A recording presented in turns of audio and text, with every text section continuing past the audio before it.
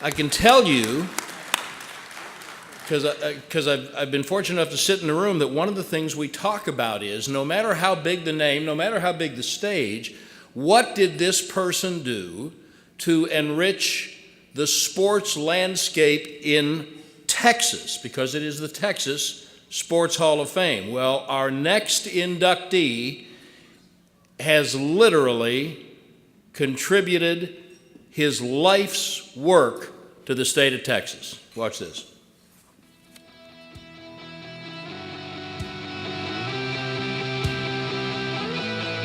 Few individuals are as closely linked with their school's athletic history as Gerald Myers and Texas Tech. Myers was recruited to play basketball for Texas Tech in 1955 and still ranks third in school history with an 84% free throw shooting percentage. He started his coaching career at Lubbock's Monterey High School, where he had a record of 92 wins and 18 losses. After a stop at Houston Baptist University, he returned to coach the Red Raiders basketball team for the next 20 years. And his squads had 16 winning seasons, winning 2 conference championships, made 4 NCAA postseason appearances, and had a record of 356 wins and 261 losses. In 1997, he resigned as head coach in order to become the school's athletic director. During his 13 years as athletic director, he oversaw a massive facility upgrade on campus and hired legendary basketball coach Bobby Knight to guide the Red Raiders. Myers served as president of the National Association of Basketball Coaches and was honored by the American Football Coaches Association with the Outstanding Athletic Director of the Year award. He is a member of the Panhandle Sports Hall of Fame and can now add one more notch to his gun, this time as a member of the Texas Sports Hall of Fame. I knew we were dealing with a real serious lifer coach many, many years ago when I was doing a basketball game involving the Raiders. And Gerald said, you know, I love practice, but I hate these games. Truly a coach and truly a Hall of Famer, Gerald Myers.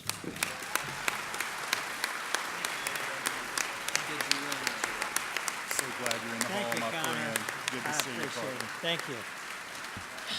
Thank you. First, I've got to answer Pete's accusation, accusing me of forgetting him. I just forgot his name. He said, I was out there and I came out for the basketball team in 1963. I thought he was talking about Tech. I said, I wasn't coaching it out there then. He said, yeah, you were. And I said, well, I was coaching Monterey High School. He said, yeah, that's what I'm talking about. He said, I was from Clifton. I said, I remember him as Pete from Clifton. And he came out that spring, and I was looking for it. You know, you see a 6'2", 6'3" guy going down the hall in high school, you try to recruit him. And we got him out there, and it was after the season, and he did stay out. And I was looking forward to coaching him the next year, but he moved back to Clifton. So there you have it. But, you know, it is the greatest honor that a person in sports could have, is to be inducted into the Texas Sports Hall of Fame. And Connor, Jay Black, and all your staff, thank you for all the work you've done. They announced this to me back in August. They kind of fudged a little bit and announced it early. And I don't think there's a day passed since August that I hadn't thought about this, about what I'm going to say, about my career, about growing up in Borger, about my time at Tech. And it's just been, it's been a pleasure just to reminisce about all those things. But being selected to the Hall of Fame is a lot more than just about me. It's about my family. It's about Texas Tech. It's about my friends who are here tonight. And most of all, it's about those players I coached. And several of those boys are here. It's all about those players when you're a coach. I mean, you don't get honors unless you have good teams, and good teams are made up of good coaches. So thank you guys for being here. I'm really pleased you're here. It means a lot to me. I grew up in Borger, way up in the Panhandle. Borger was a kind of a small town in a big district. We played Amarillo. Amarillo's about 100,000 people because I'm that old. Lubbock was about 100,000. And we played Abilene, and we played Midland, Odessa, San Angelo. We were the smallest school in that district. Our football team struggled. They really struggled. Our basketball team was really good because we had a great coach, Coach Hanna. He was a football man. He wanted the job. When they changed coaches, he would have done a great job because he could coach anything. But they said, no, we're going to put you in basketball. That was the biggest mistake that school board ever made, because we all quit playing football and went and played basketball for him. But we could beat those teams. We could beat Amarillo and Pampa. The only one we couldn't beat in Pampa, they won 2 state championships when I was in high school, and we finished second. So maybe we were second in the state. I don't know.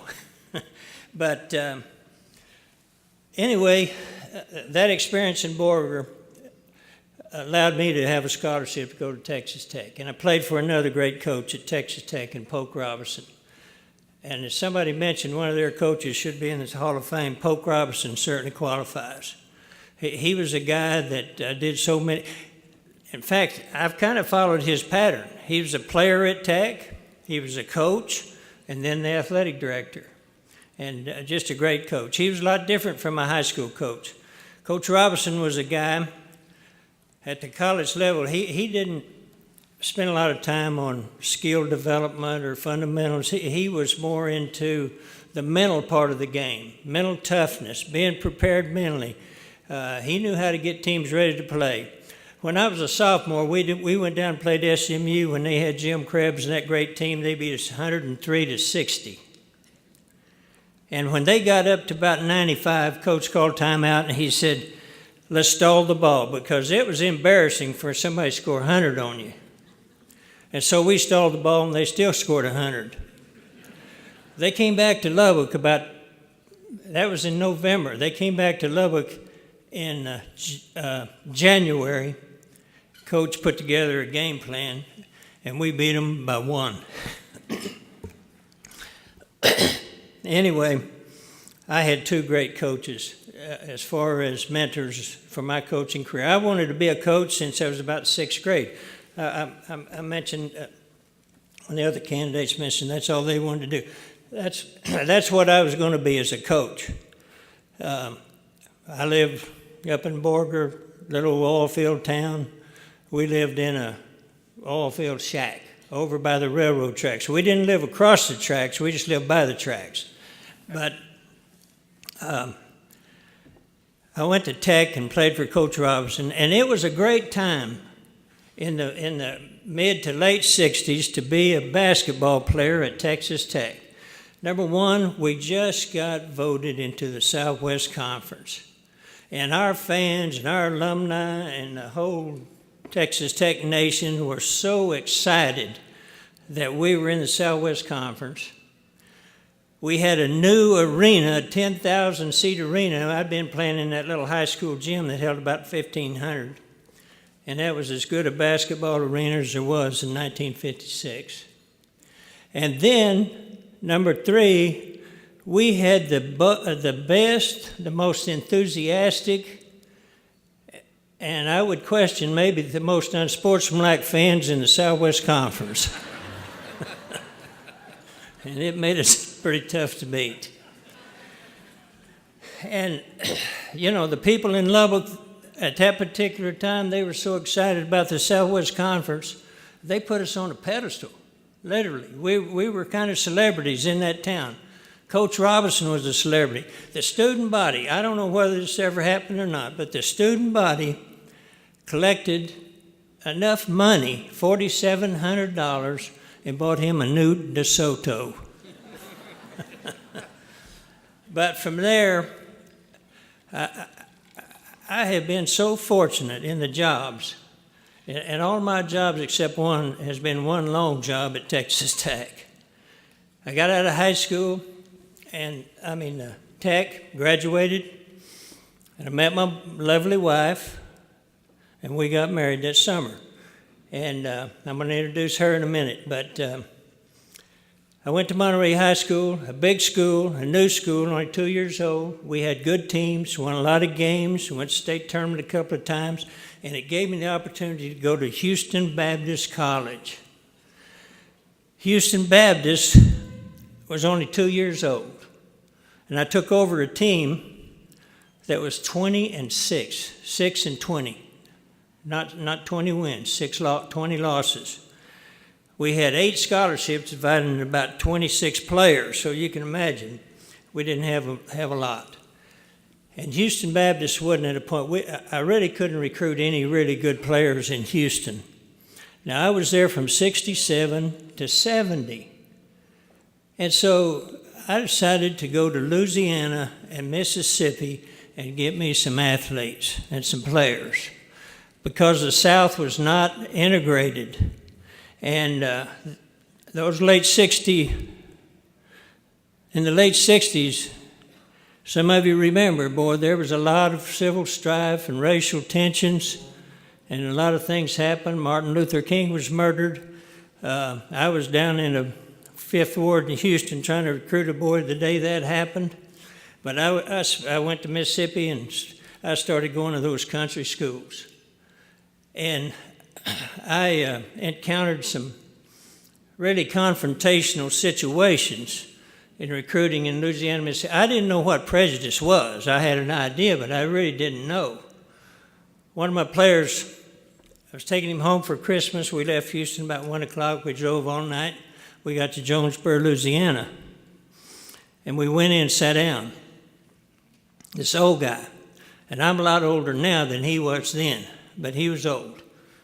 He said, that black son of a, SOB, can't eat here. Well, anybody that is a competitor and you love your players and you're going to defend them, I said, you're the only SOB I see in here. And he said, get him out of here. He started going back to counter. Rufus, he said, Coach, we better get out of here. He's going after a gun. And sure enough, we got out of there. We got in that car. We got out in the driveway. He came to the driveway with a gun. But I encountered a lot of situations like that. And those 3 years at Houston Baptist were one of the most meaningful times recruiting for me, because I was going to all those rural black schools and recruiting black players. And I had a chance firsthand to really see what racial hatred and poor conditions that those kids lived in Mississippi. But we turned that around. We got some great players. One of them played in the NBA. And one of my greatest players is here tonight, Rick Bullock. And I should have brought him to Tech, because I went back to Tech's assistant in 1970. If I'd brought him back with Rick, I think we'd have been in the Final Four. He did play 5 years in the NBA. But after Houston Baptist, I did go back to Tech, and I had some really good teams, really good players. 15 or 16 years, we were pretty good. I remember one instance about Rick. We played up in Arkansas, Barnhill, one of Eddie Sutton's early years. And the game went into overtime, and Rick fouled out.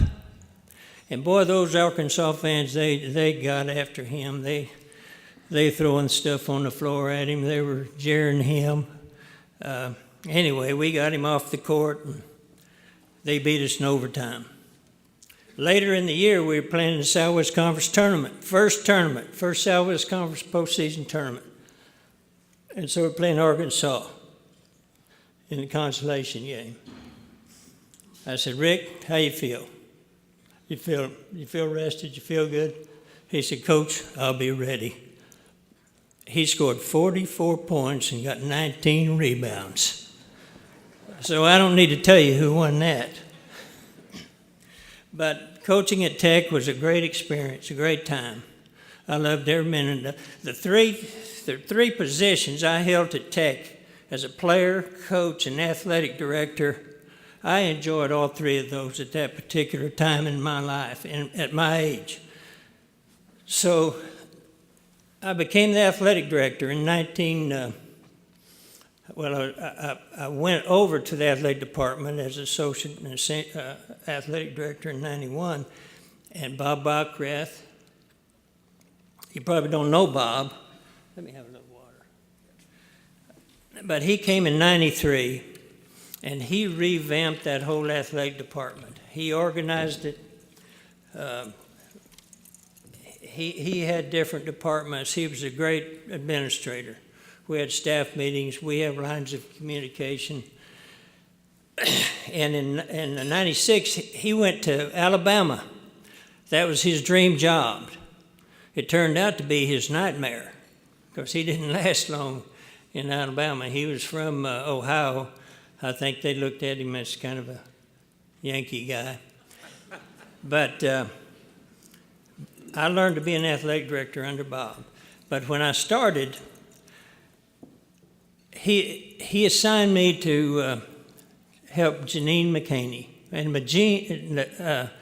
Janine was diagnosed with terminal cancer.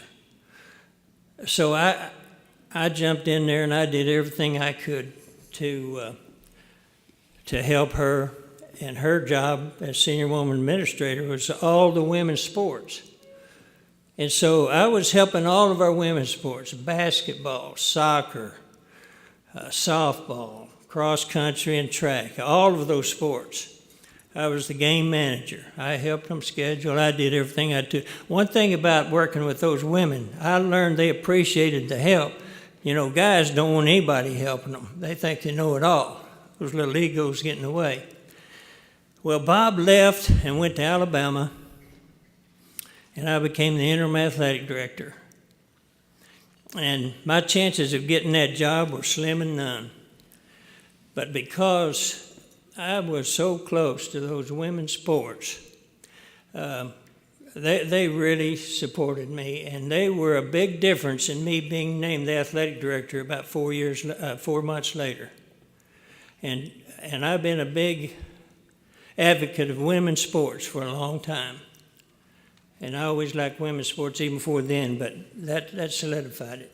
And so I was the AD then for about 13 or 14 more years. And we had a lot of great donors. I had a great staff. Some of them are here tonight. I was a coach at heart. I was the coach's athletic director, but I hired people that knew their particular field a lot more than I did. And so we were in pretty good shape. And we were able to build facilities, raise funds, and figure out a financial plan. And my business manager, my guy, one of my best friends, Bobby Gleason, is back there. He was very involved in that. And we built over somewhere in the neighborhood of $250,000, renovated their new facilities. And that was going into the Big 12. We had probably among the worst. And after that campaign, we had some of the best facilities in the Big 12. And I had opportunities to leave Texas Tech at times. I had some opportunities to go other places when I went to Tech, but I chose Tech. And I chose Tech. I mentioned those reasons a while ago: Coach Robinson, that Coliseum, being close to home. And as a coach, some of those early years, we had some really good teams. And I had some opportunities to leave, but I never gave it a second thought, because Tech was my dream job. When I became the athletic director, I put a clause in those coaches' contracts that if they wanted to leave, they wanted to go somewhere else, they could do it, but they couldn't go anywhere in the Southwest Conference. I didn't want them using Tech as a stepping stone to go into Texas or Oklahoma or another Southwest Conference school. I don't know whether you can do that anymore with the way the agents are involved. But I want to introduce my family. Carol, my wife, we've been together 58 years.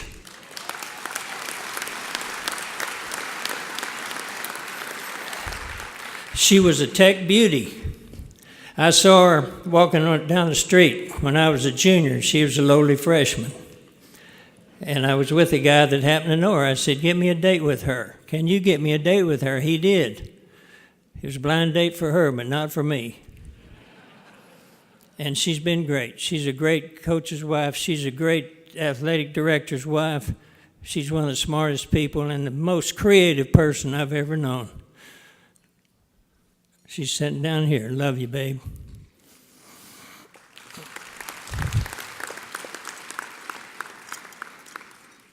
And then my daughter, so proud of what she's become. She is a master teacher. If they had a Hall of Fame, as Gary was talking about for wives, my daughter would be in the Hall of Fame in teaching and administration. She's just great. She was always my best fan, strongest fan. Love you, Laurie.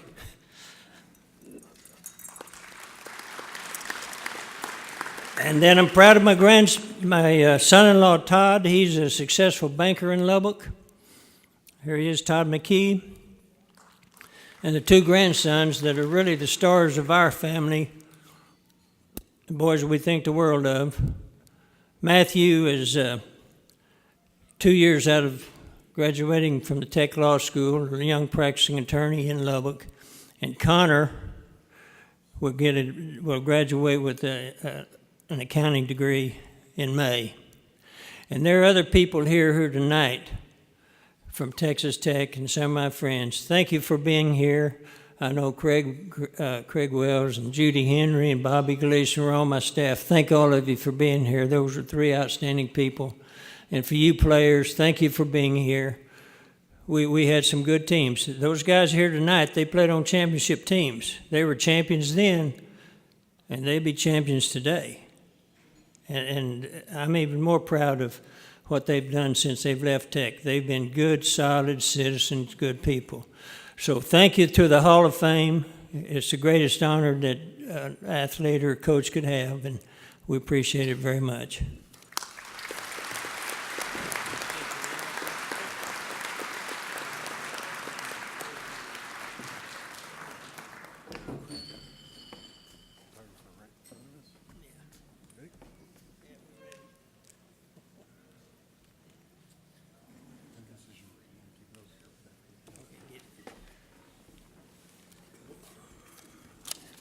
Thank you, Gerald.